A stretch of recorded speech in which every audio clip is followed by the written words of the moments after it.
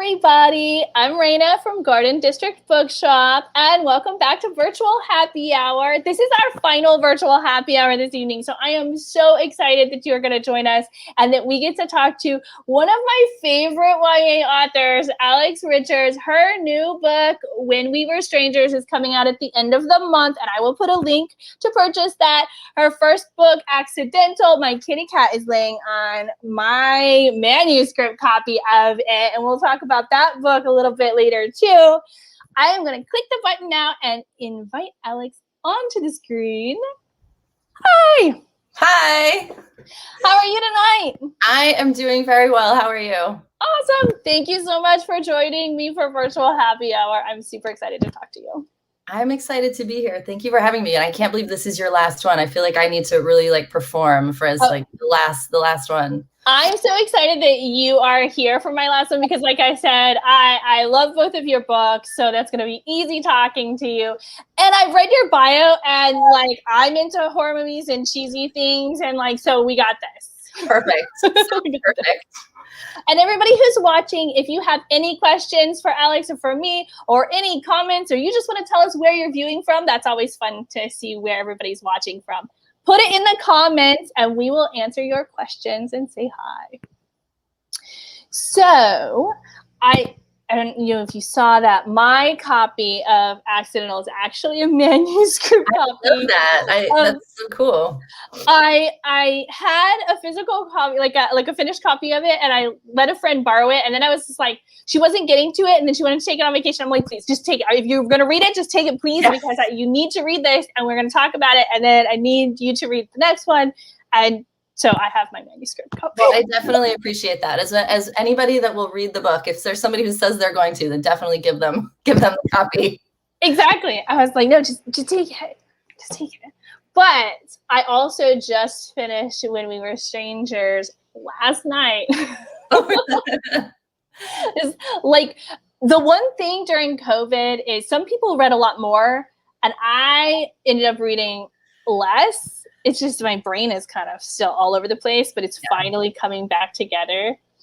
I don't know if you had that. I mean, same. I ended up switching I've done a lot of audiobooks, more so because I would try and get out of the house and take a little walk. But yeah, I find that when I sit down to read, there are some books that I got through really quickly, and then there was just a lot that I just it's hard for me to just spend the time reading. My brain is in too many places. Exactly. And I also for some reason the last couple of weeks in my life, I feel like the whole day is full. So the only time I've had to read is this window right at bedtime. And I'm like, yes, I'm reading.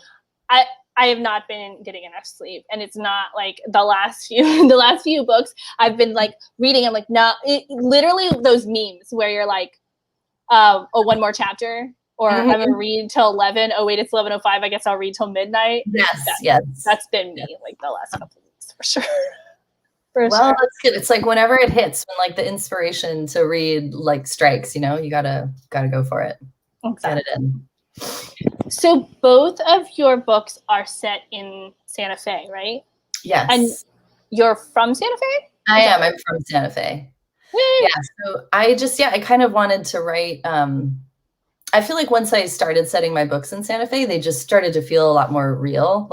I've done, I've written other things and kind of other cities or made up fictional towns or whatever. But Santa Fe, just since I grew up there, I felt like it just had this really personal connection. And there's some fictional places and some real favorite restaurants and favorite things in the books. But it's such a unique place that I feel and there aren't very many books that I can think of that take place in Santa Fe.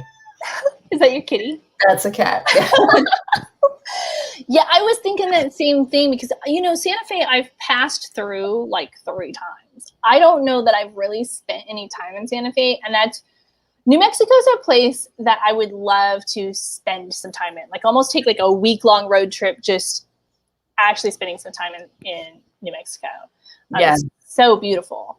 It is. It's so beautiful. And there are just, even, for new book ideas, there's parts of town that I haven't even explored. And there's just so much to it. There's really cool museums and culture, and the food is incredible, and the architecture, and you know, and then it's also kind of boring to be a teenager growing up in a town. You're like, I don't care about the architecture, but it's still fun to like weave these things in.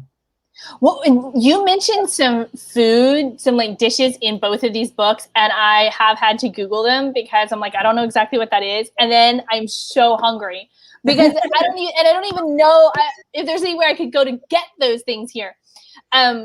So that's another like a food tour of New Mexico or Santa Fe. Like I never thought that's a thing I ever would like think about at all. And both of your books, not foodie books at all, but you mention all these dishes in them. Yeah, when they go out, there's in Accidental, there's like a really specific scene where like they're having kind of a date cute moment, and they go and get Frito pie at this local place, and that is like, I was like, I have to write a scene where there's Frito pie because it's just you can't miss that. So do you still like have family there or go back to visit a bit, or is this mostly just memories from? I mean, my parents lived there up until like 2 years ago. They just moved to the East Coast to be closer to us. But so I haven't been, and I was actually supposed to go back last summer for like a book launch at Collected Works, which is like one of the, like my favorite local bookstore. So like, I imagine that I will go back. I was supposed to do a talk at my high school, you know, everything got canceled. But so I have memories up until like probably 4 years ago that I kind of, you know, right. Yeah, some things, like some restaurants have gone out of business or something, and I'm like, you know what, I'm just gonna leave it in because that's like, that was my favorite place. So it's exactly. And I still think, you know, for people who did grow up there or like, you know, have lived there for a long time, they know, like it's sort of a little nostalgic for them. Yeah. So also for everybody who doesn't know, I guess the setup of both of these books is not the same, but one of the things that I really love about about both is that there's these huge like adult things that happen to set up these books, and then we get the reaction, you know, from a teenager's point of view, and I think that right there makes both of these books so readable for teens, you know, young adults and adults, like all the way on up, because I don't know, like Accidental, right? The setup, I don't know. You tell me the setup. It's hard. It's like you can't really set it up without giving it away. But at this point, you know. I know. Well, Accidental's the one that came out last year, so that's exactly fair. You should. So yeah, the premise, Accidental, is about a teenage girl living with her grandparents who finds out at age 16 that she was actually responsible for her mother's death. Her mom was shot, and she doesn't know any of this, but she, as a toddler, found an unsecured gun and picked it up and shot it, and her mother died. And so her grandparents raise her not knowing any of this, though they think it would be probably just better for her, you know, mental health to not know that she did this. So she grows up not knowing that it happened. She thinks her mom died in a car accident, and then she finds out. And so the whole book is just kind of her like grappling with this and trying to figure out how to come to terms with something that's that intense. And when I first read that too, I was like, oh, how often does this happen? But let's be real. You know, someone accidentally shoots someone more than we'd like to talk about. So, you know, and a lot of those people are young. You know, and so like when I really like sort of started paying attention to the news stories in that way with this thing, oh, that never happens. And I'm like, oh, wait, there.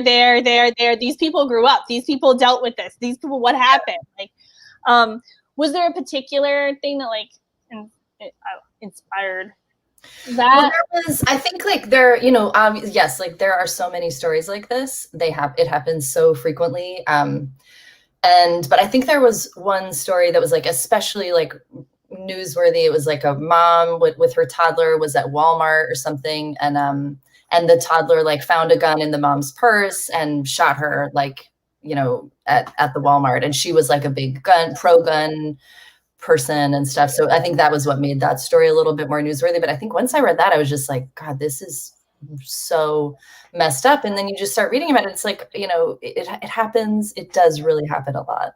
And it's horrible. But then because they're minors in the story, like they don't, there's never really any follow-up. It's not like, oh, you know, a year later and Jimmy's, you know, still in preschool or something. Like they just, because they just like, you know, move on. That's it for that news story. But these kids grow up living with this, you know, with this reality. And I just sort of, it just got me thinking, like, I wonder if everybody does know that they did it. Yeah, no, I want, there's no way to know, but your story, your book does like a great job imagining that scenario, and it, in a realistic way, for sure. Okay, so we will move on to When We Were Strangers, which doesn't come out until the end of the month. I'm going to put a link to pre-order it now in the comments. And so the back of the book does the general setup. So do you have your 2 lines, you know, ready to go? Are you ready? I don't think I'm as good with this one yet. I keep sort of avoiding like coming up with like the actual spiel for this book. But it's about a girl whose father dies, and after she comes home, it happens right away. He dies right at the very beginning, and she comes home to find out that he was planning to leave them. And she finds out that he was having an affair, and kind of to help process her grief, she becomes a little bit obsessed with the woman that he was seeing, and kind of, I guess without giving away too much, but I'll probably say more later. But anyway, she starts sort of stalking the mistress girlfriend to process her grief. And again, this setup that must happen around the world, like all over the place, all the time, you know, or often enough, you know, where you're seeing the aftermath of this sort of situation, not just from, and you do a great job with the mom as well, I think, in this. So we see sort of like how she's dealing with the grief, and then how, is it Evie? Yes. Okay. It is. And I know that's very confusing. And there's going to be an audiobook coming out, and the audiobook recorder like called me, and we had the song conversation about certain pronunciations of words. And he was like, is it Evie or Evie? And there is one scene in the book where she's like, they're like rhyming. They're like, yes. I was like, otherwise people aren't really going to know. And for some reason, I think like I met somebody once whose name was Evie, short for Evelyn. And I was like, oh, that's kind of cool. So, but yes, anyway, it is. Until that scene. And I don't know if you chose to put that scene in with the rhyming names, or if that was something that somebody's like, you need to like teach people how to say this. But until that point, in my head, I was saying Evie, right? You know, and then there is this point where it rhymes with like heavy, and I can't remember the other, you know, all the other words. And I was like, oh, that makes sense. Okay. Right. And I think I don't know if Evelyn, if her full name came up before that, but I didn't catch it. I didn't pay attention. Then later it does. And then I was like, okay, that makes sense. Evie, Evelyn, I get that now. And knowing that, of course, all these people would basically either hear her say it or would know that's her name, you know? Yeah. And so it made sense. But now it's like, I love this name. It's a little quirky, you know? Yeah. And anything that seems normal, but just a little bit quirky, I'm like, oh, I like that better now. Yeah, everybody wants to be a little bit more of like an individual, right? So it's like a little more unique. And I've grown up with like, my name Raina is not on keychains, you know, it's not on anything, which I'm totally fine with, but I get that. Just, I don't know, it makes me feel a little bit special, even though I know there are other people out there. Don't tell me about them. Yeah, I don't need to know about them. No, but do you ever get mispronunciations of your name? When I was younger, I did, which is weird because you can see it spelled. It's Ray, not like it's exactly the way it's not like just what it says. But. Exactly. But yeah, for some reason, like in school, teachers would mispronounce it sometimes, and that didn't make sense to me. But I also think there's more people have heard the name now. When I was growing up, people were like, oh, I've never heard that before. Right, that's true.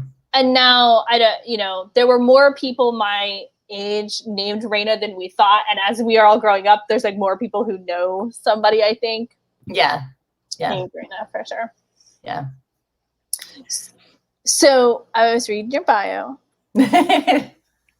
on your website. And I want to mention that you and your husband make no budget horror flicks in your spare time. Yes. I need to know more about this. It's been kind of a while. It's definitely slowed down since we had kids, our movie making antics. But it started out like one of our first dates. We went out to dinner, and I don't remember exactly how it came up, but we were like, oh yeah, let's make a movie. And we like wrote the script when we were at dinner. He was a grad student at Columbia, so we snuck into the physics department in like at midnight, and we had a friend come and join us, and we made this, like reanimated, like we brought like somebody back from the dead or something, and he was like a zombie chasing us through the halls of the physics department. And then we made, I don't know, then we just like every once in a while we're like, hey, yeah, let's make another movie. The last one, which definitely means it's been a while, but yeah, the last like horror movie that we made was when I was pregnant. It was like a week before my daughter was born, and it was called The Craving. And it was like, I started craving blood, and then like, and then I gave birth to this like monster baby. I love this. I love this so much. And I don't know if they live in the world, but if you are ever interested in do that, you should just put that out there, and I would love to watch them. So my husband also, he's an editor like by trade, but he's making his own little animated horror shorts right now. Oh, and that's cool. Over the course, like when COVID started, he started doing this animated monster movie show, like a horror host show. And so I have watched in the last year or so way more what we'll call genre flicks, not bad B movies, than I had previously. And it's been a journey, but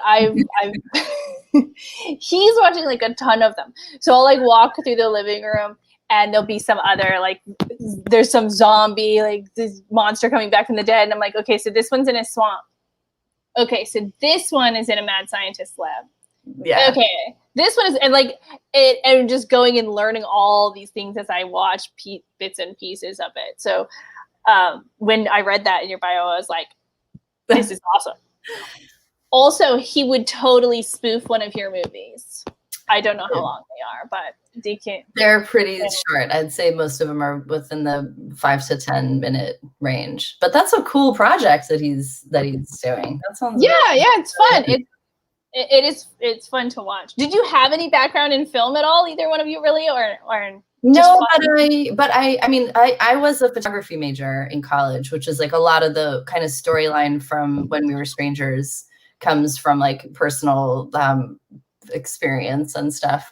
But so like, yeah, I love film and photography, which makes it fun to make movies, because I'm always like, oh, we have to get this shot, and like, we gotta like make sure, like just always kind of thinking about it in those terms.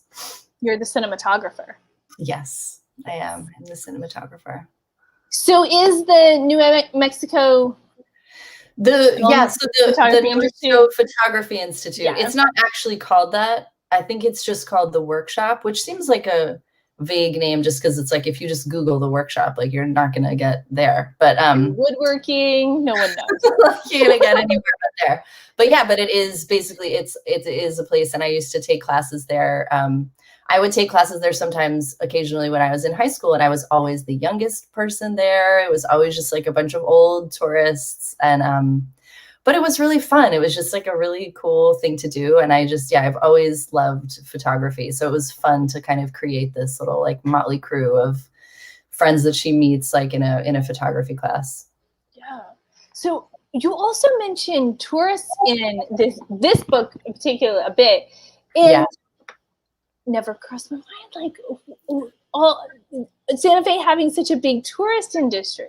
Oh man, yeah, it's huge. That is like one of the biggest things. There's we have like the Georgia O'Keeffe Museum, and just like a lot of like the architecture is so beautiful. There's like a lot of Native American jewelry, and we have like a Spanish Market, and just like there's a lot of events. And then in the winter we have a big ski basin, because even though like you think it's the desert and stuff, Santa Fe is actually at 7,000 feet, so we get a ton of snow.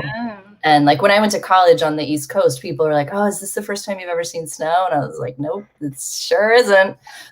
But people don't expect that, like New Mexico being like a desert town, that you would actually that we would have winters like that. But you definitely do.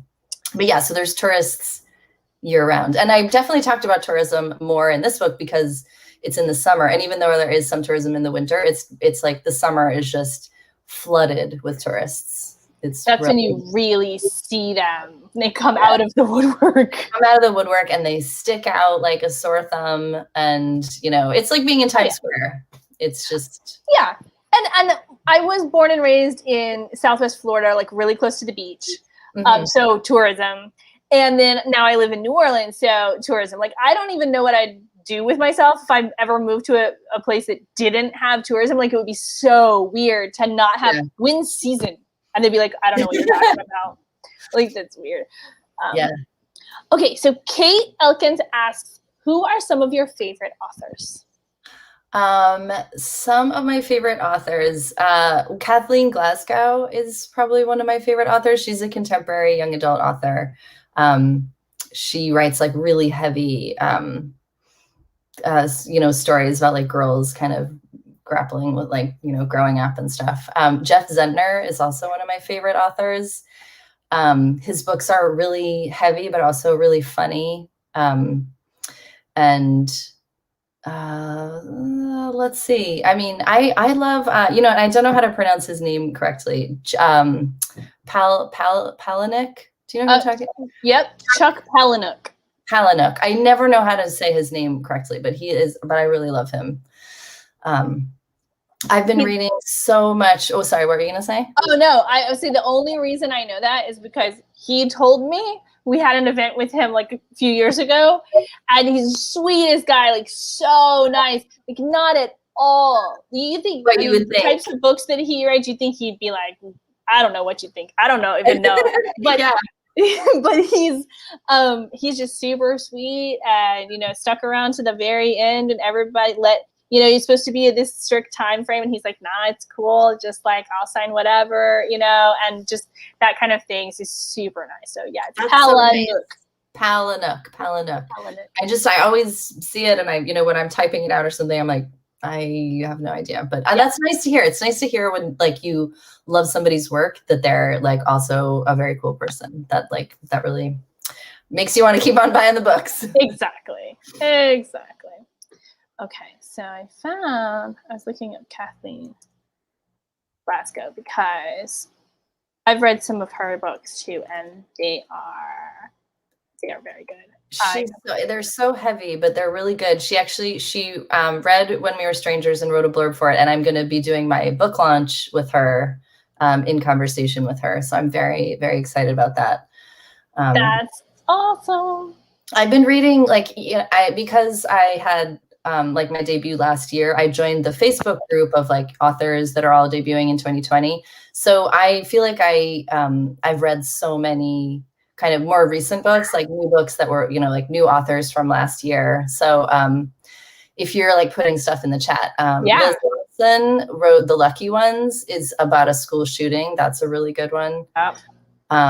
Like I definitely sort of gravitated toward people that wrote heavier topics, just because I do, and we all we found each other. Rocky Callan, who wrote A Breath Too Late. Eva Gibson, Together We Caught Fire. That's a good one. Shayna Youngdahl wrote As Many Nows as I Can Get. That's also good. Anyway, I can. Yeah, I know. We can keep going. I'm gonna be able to keep up with us. Yeah. With the links, but I've got one more that I got. A Breath Too Late here. Perfect. And we'll put that in the comments. And I'll come back at the end and I can put the rest of them that we mentioned in the comments. But I mean, I was thinking like it's like I go through phases. We're talking about this, that like I read a lot and then I don't read a lot. And I've been like powering through audiobooks lately, which has been nice. I just finished what's her name? Emily Henry's book, People You Meet on Vacation. Yes, I haven't read that yet, but it's on one of these stacks here. Somewhere on your list, yeah. It's like it's great. It was like a great summer book to read. Yeah, that's definitely that's on my short stack for summer reads this summer. And another one that I've had for, oh my gosh, like 5 years now, and I put it to the top of the stack because it's a summer book, and what happens is every year I miss it, and I go, nope, I'm gonna wait. And it's called Mystic Summer. And it's just like, it's going to be a fluffy beach read type of thing. And I am all about it. And it's set in Mystic, Connecticut.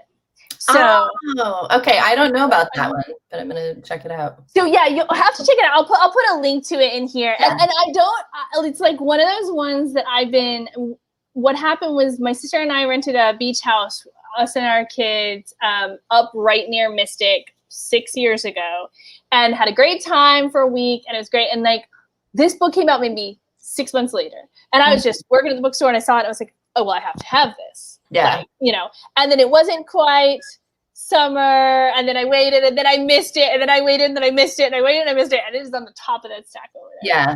Well, that's the timing of when books come out. Like, I think that When We Were Strangers, it takes place in the summer. It's a lot. It's like more of a summery book. Accidental, I was kind of like, July? Like, sure. This is a bit heavy for like a summer book, but okay.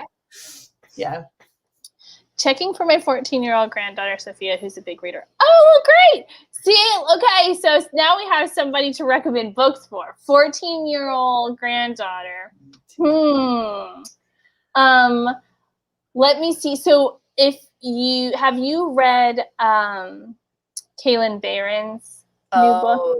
Yeah. I haven't read the new one. She's great. She's so good. This Poison Heart. That's a good one. That one just came out, and it's like a mash. Well, I don't want to say mashup because it's not like if you took those two stories, but it's like if you're inspired by both A Secret Garden and Little Shop of Horrors.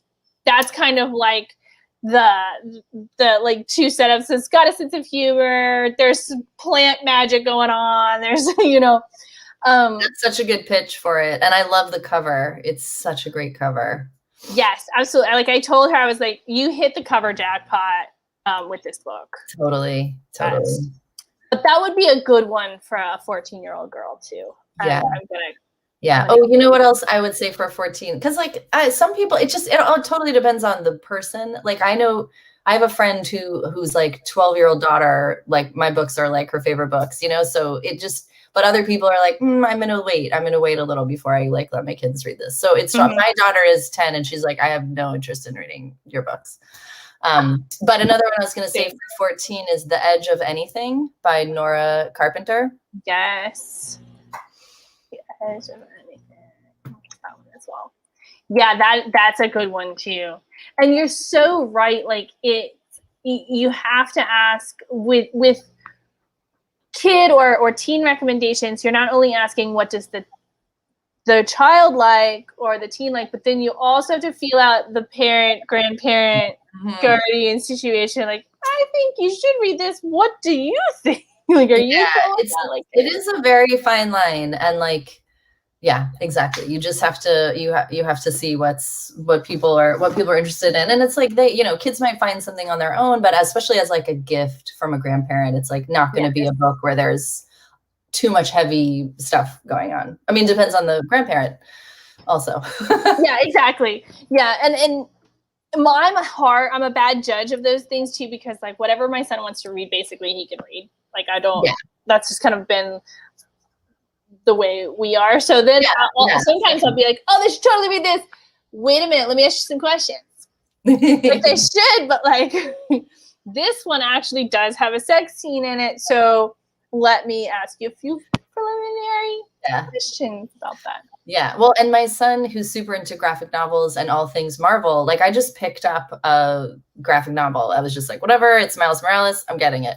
And he started reading it and he gave it back to me. He's like, there are a lot of guns in the first few pages. I don't think I should be reading this. And I was like, thank you for saying that. Like, I'm sorry that I'm a horrible mom and I didn't like proofread the entire thing first.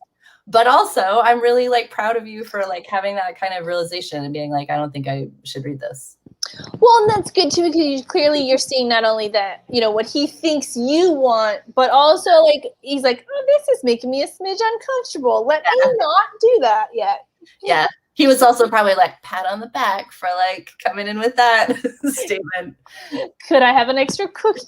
Could I get cookies out of this? Exactly. Is it that good? How good is it? How good was it? Yeah. Yeah. So my son's 14. I don't know. How old are your kids? Are they older? My kids are 6 and 10. Okay. So You're getting there. They're getting there. They're getting there. But they also, like, my daughter really loves more like sci-fi fantasy, and I'm really more of like a straight up contemporary person. Like I definitely read some sci-fi and fantasy, but like I don't know, I like a good story of teenage angst set in a town, and like, you know, nothing too wild is gonna happen. Is she reading like a adult sci-fi fantasy yet? Like, has she moved over to like Brian Jacques? And no, she's still like, you know, her favorite book ever is Percy Jackson. Oh yeah. Like super duper obsessed, and like, you know, they're both really into Harry Potter, and she reads like The Warriors, that series about cats. Oh my gosh, my son loved those so much. Right? Yeah. And have you read any? Well, yeah, have you read any of them yet? I haven't. I kind of started one and then I didn't finish it. But she comes and describes them during dinner, and I'm like, You need to read at least the first one, because that's exactly what I did. He kept telling me, "Oh, they're so good, they're so good, they're so good," and I was like, "I got stuff to do, buddy." You know what I mean? Like, I got my own books to read. I'm so glad that you're liking it. Yeah. And then he literally was like, "Read this to me for bedtime." He was like, "Do this," and I did, and I was like, "I get it. I get it." Like I was like, what is this cat doing? Oh my gosh, he's gonna get hurt. Did he fall off the cliff? Is he okay? Like, I was super in, and I'm like, I totally understand now. I don't know what magic is happening on these pages, but they got it going on because I care about whether or not. Well, and we're both cat people, right? Like so it's just like it hits home even more. That's true. I will pass up a dog book. Like, I mean, I'm sorry. That's probably gonna happen. So do you see yourself setting any books in New York where you are now in the future? I feel like I don't. Like, I feel like I really love setting stuff in New Mexico. It's kind of like my sweet spot. Yeah, I actually, so like a long time ago, I sort of consider this to be like a previous lifetime, but I did have a book, like an indie book published, and it was set in New York. So it was like, I used to work in TV. It was like a talk show, and so I wrote a book like about a girl who like has a summer internship at a talk show, and she like came from a small town. I had her come from Idaho, where my best friend grew up, and I was just like, everything was like totally, and then she moves to New York, and like, and I just like, there's something, it's like so many books takes place in New York, and it's such a different vibe, like, it's great. And like, I love reading books. I just read Charming as a Verb by Ben Phillippe. Yes. I haven't read that, but I know the book. It was very cute. And it like all took place on the Upper West Side. And I loved the scenes that were like on the subway, and, you know, and just like it had his school on the Upper West Side and all these things. But I feel like there's enough people that are doing the work to write books set in New York. So I feel like I want to like keep my Adobe houses and Frito Pie. I like it. Okay, so Amy is calling me out. I do have a dog. I don't hate dogs. I have a little Boston Terrier. And I don't hate dogs. It's just, if I were going to pick a book, there was a book with a cat on the cover and a book with a dog on the cover, the cat's going to win every time. Yeah. Yeah. No. So, yes. Full disclosure, I do have a tiny Boston Terrier. You're going to need to give him an extra scratch tonight to make up for that comment. She's like probably going to hear me. She's so nervous. Yeah, but the cat has taken up residence over here on just out of camera range. on the desk. So yeah. And we were talking a little bit earlier. We both have chubby kitties. Very, yeah. Yeah. I mean, I have one cat that is very sleek and, you know, just so athletic and agile and stuff. And then this other cat, like when she's running up the stairs, you just see the sides of her body like coming toward you. And it's like, it's very entertaining. That's so funny. We have this spiral staircase in our house, and my big cat sounds like a person coming down the stairs because she goes so slow. She goes like front feet, back feet, front feet, back feet. And if you're like, you look over, you think a person is coming down the stairs, and it's just the cat. The other one's like, you know, and down the stairs, and it's clearly not anything. But it's just, she mimics. She just goes so slow, and she weighs so much. Now, has your vet said that your cat is overweight? Well, so that's what I'm going to learn, because she's only just over a year. So she hasn't been to the vet. Last time I sort of was like, when does she need to go again? And they were like, end of August. So she hasn't been since last June, when she weighed 3 pounds. She was like a tiny newborn kitten. So I am like a little curious what they're like, you know, how I'm going to be called out, and like how much they're going to like shame me for this cat. Like, but we've had cats over the years, and I feel like our older, like the cats we used to have, I never had a feeding schedule. If the bowl was empty, I would put food in it. It was just like, whatever, they're hungry, let's just feed them. Now I finally am like, you get fed at 8 a.m. and you get fed at 5 p.m. So I feel like you know, we do have like a system. So I don't know how she's getting this fat. So I'm interested to hear what they say, because I thought that my cat was so overweight. I felt the same way. I was like, I'm going to take it to the vet, and they're going to yell at me. I'm going to have to put her on some sort of diet. Oh my gosh, it's going to be a pain. And the vet was like, oh, she's not that overweight, like for a house cat. And I'm like, this is the biggest cat I have ever had, even close. And I've had cats like almost my whole life. Like, yeah, I don't know what you're talking about. There are cats bigger than this cat that you see on a regular basis. Like, she wasn't upset at all about it. I was like, okay. I think so. If it doesn't bother you, then we'll see. Well, I'll report back after. Yeah, you'll have to like, post it on your Instagram or something. It'll be like, oh, good. You just be like, here's the $80 diet cat food that I had to buy. I was like, oh, I guess the vet wasn't the same as my vet. Yeah, exactly. We'll see. I know. We'll see what happens. So Amy has 2 cats, and she says that they never shame her for Shorty's weight, which is one of her cats. When they saw him, they just asked if I was feeding him small children. Yes. Well, I like your vet, Amy. Like, they have a sense of humor. So yeah, seriously. Some cats are picky eaters, and they'll only eat small children. So, you know. See, you know, and that's just one of the things you're not ready for, but you've taken the cat in now, so you have to just figure out how to deal with that. Exactly. This horror movie experience is going to come in handy. Yes. To feed them small children. It's also good. You've got a couple laying around, so like, you know, you can, depending on how you're feeling that day, be like, I'll feed you to the cat. Well, that's like one of my favorite children's books that I used to read my kids is called Monsters Eat Whiny Children.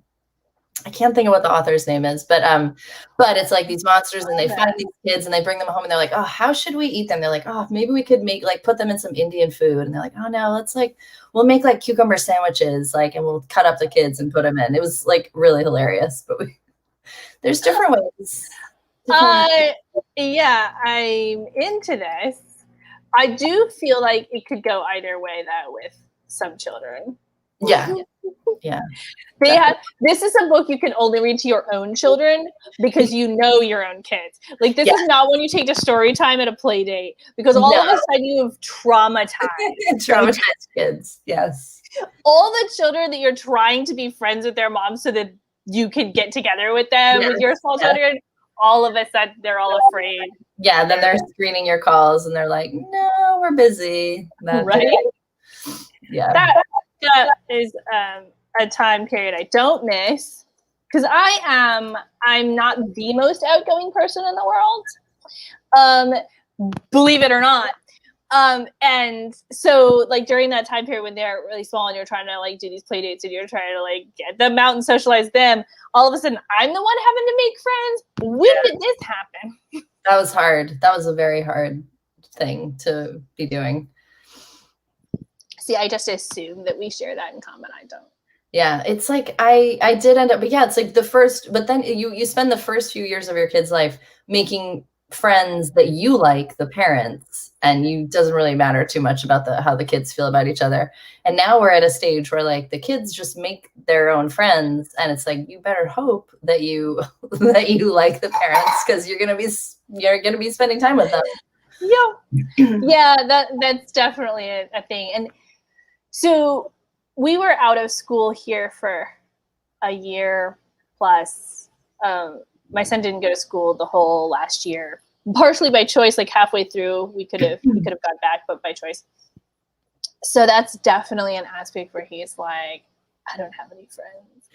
Yeah, I mean, same. They haven't. My kids, obviously everybody stopped going to school last March, and they never went back. So they're in camp now. Although, of course, my son spent 1 week in summer camp and got a cold. And now he has like a really bad cold, so he can't go to camp so far. I mean, we kept him home from camp today and I'm just like, oh man, like you had a year and a half to sit at home doing like just trapped in the house. And now I'm finally sending you out for camp and you're like stuck back at home with a cold.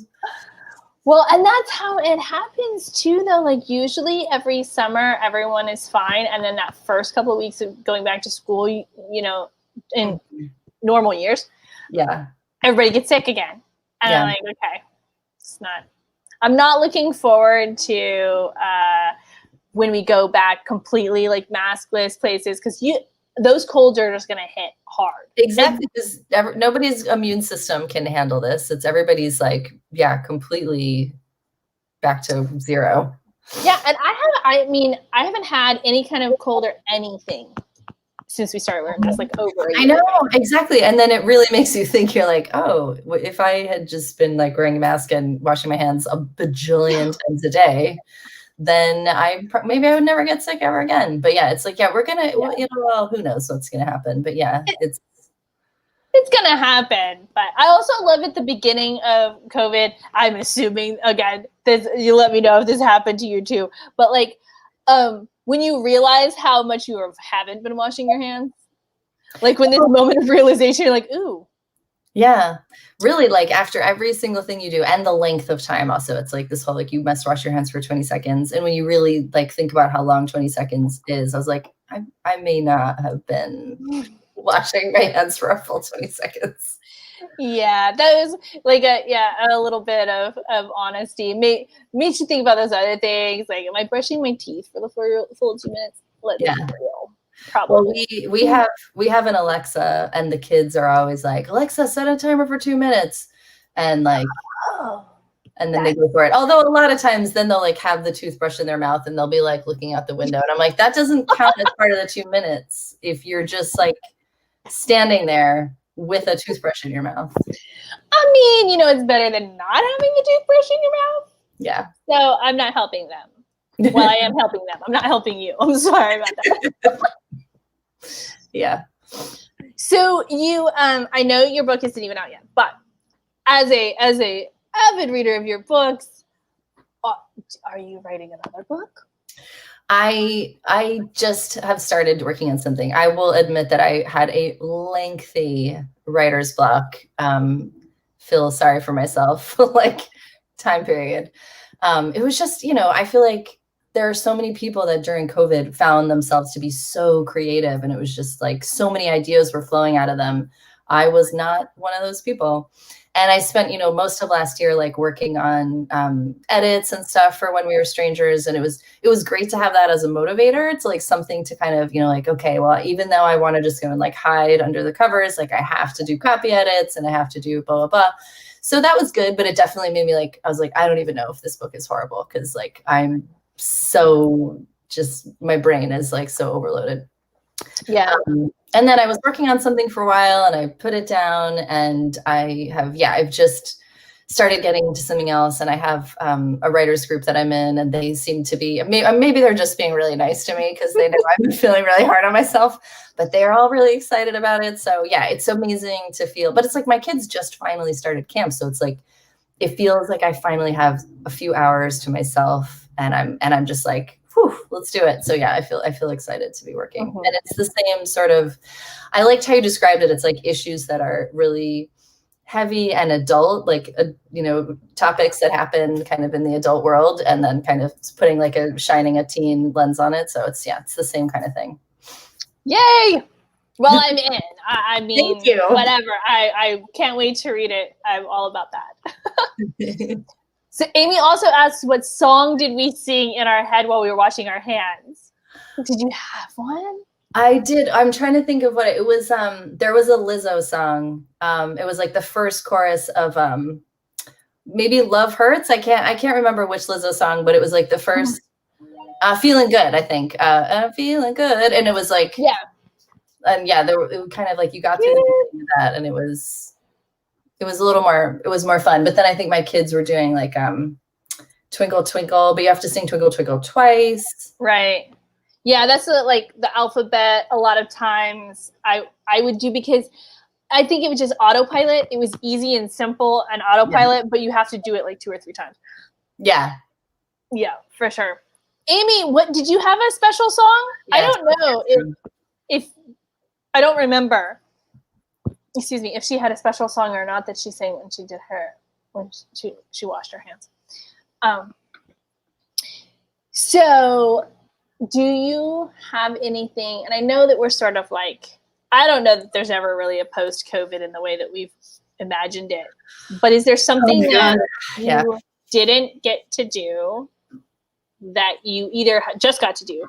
Because I did see a picture of you at a coffee shop, like recently, like on your Instagram, like just the other day, or that you're still looking forward to doing, that you have been like not doing for the last year? It was magical going to a coffee shop, and I sat outside. They had like one table inside, and I was like, yeah, but it was a nice day.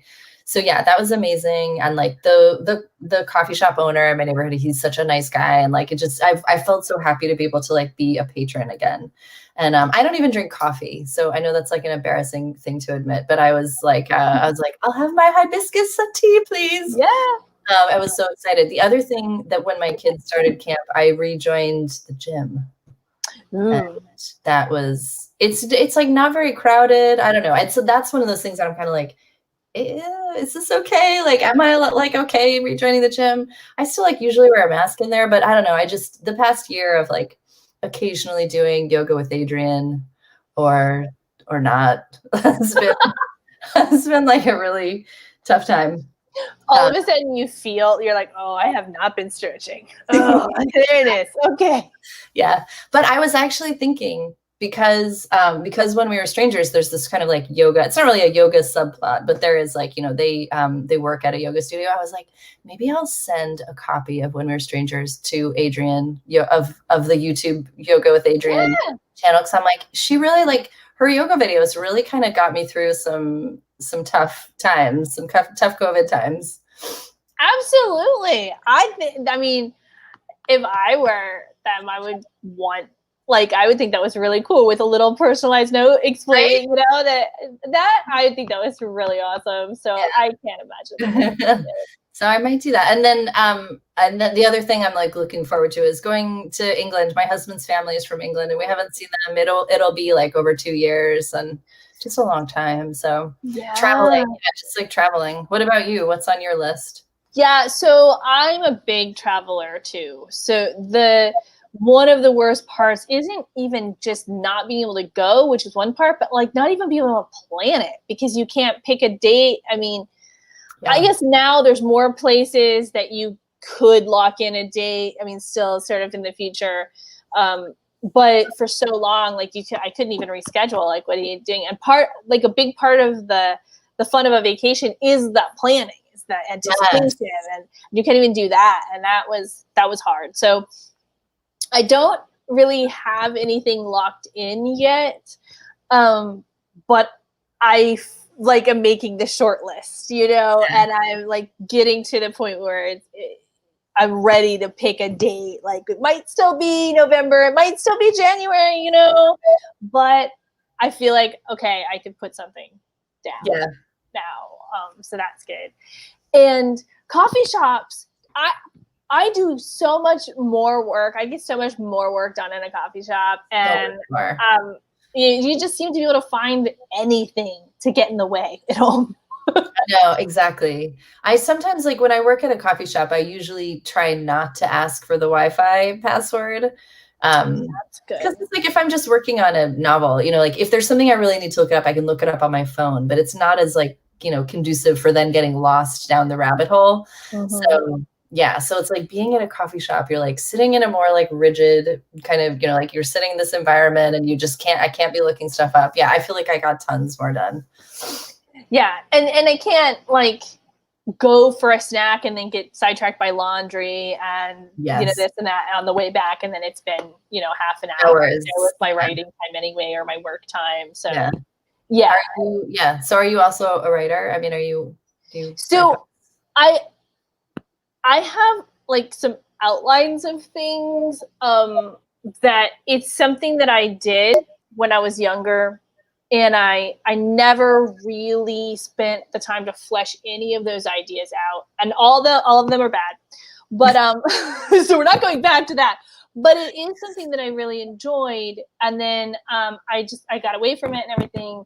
And having worked in books, I worked in indie bookstores now for 6 years, but I've worked in books before that. So altogether, probably about 12 or 15 years now.